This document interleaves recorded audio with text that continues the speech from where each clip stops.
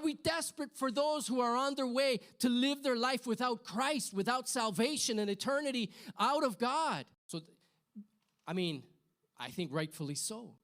This lady was living a moment in her life that was beyond her understanding, that was excruciating, that was, it was just insane.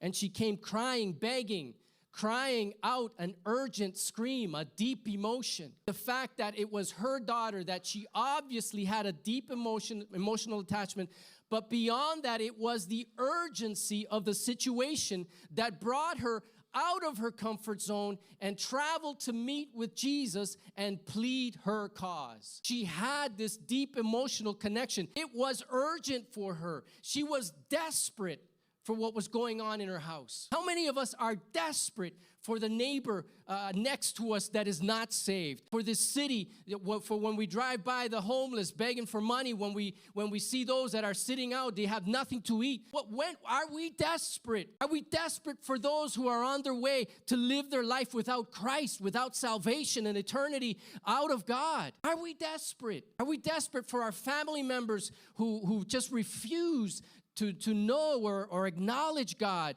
Maybe they had a taste. Maybe they stepped into a church one time. Maybe they got hurt. And now all of a sudden, it's like they're antagonistic to the things of God. Do we care?